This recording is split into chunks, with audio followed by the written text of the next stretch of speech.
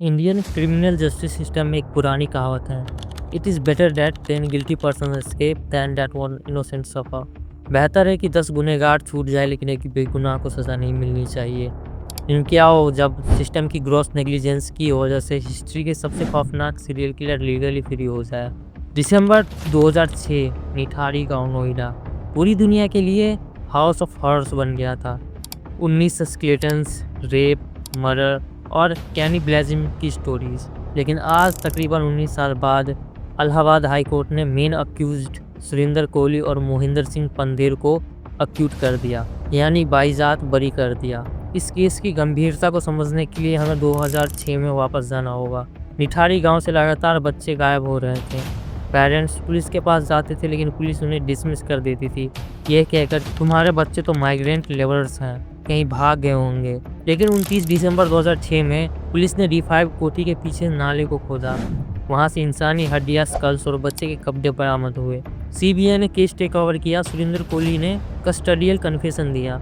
उसने माना कि वो बच्चों को कैंडी का लालच देकर लाता था और उनके साथ हैवानियत करता था। पब्लिक सेंटीमेंट उबल रहा था, सबको लगा केस क्लोज्ड, इन्हें फांसी होगी। लेकिन कोर्ट सेंटीमेंट पर नहीं, एविडेंस पर चलती है और यहाँ पर सीबीआई फेल हो गई। जब हाई कोर्ट ने अपना वर्डिक्ट सुनाया तो उन्होंने कार्रवाई में गलतियाँ की एक लंबी लिस्ट दी।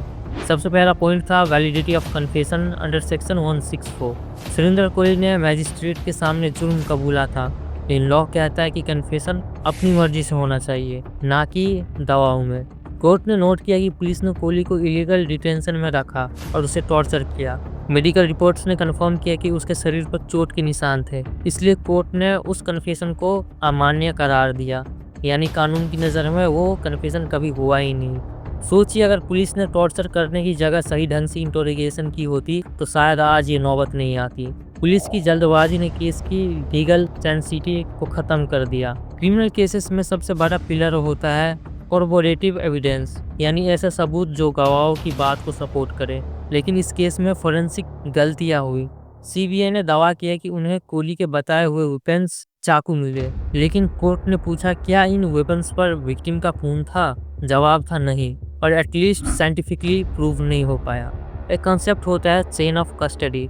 जब कोई सबूत क्राइम सीन से मिलता है तो लैब तक पहुंचने तक उसका रिकॉर्ड मेंटेन होना चाहिए ताकि वो उसे बदल ना सके। हाई कोर्ट ने कहा कि निठारी केस में एविडेंस कलेक्शन के तरीका इतना खराब था कि ये भरोसा करना मुश्किल है कि हड्डियाँ वाकई वही से मिली थी या प्लांट की गई थी।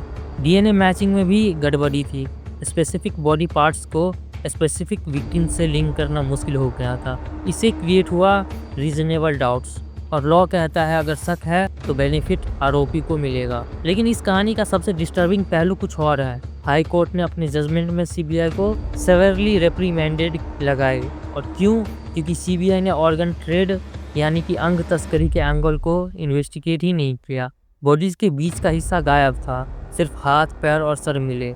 ये एक सर्जिकल एक्सपर्ट का काम लग रहा था। पड़ोस में एक डॉक्टर रहते थे जिन पर शक था। Ministry of women and child development की कमेटी ने भी ऑर्गन ट्रेड की पॉसिबिलिटी है, लेकिन एजेंसीज ने इस हाइपोथेसिस को रिजेक्ट कर दिया। उन्होंने सारा ब्लेम एक गरीब नौकर सुरेंद्र कोहली पर डाल दिया।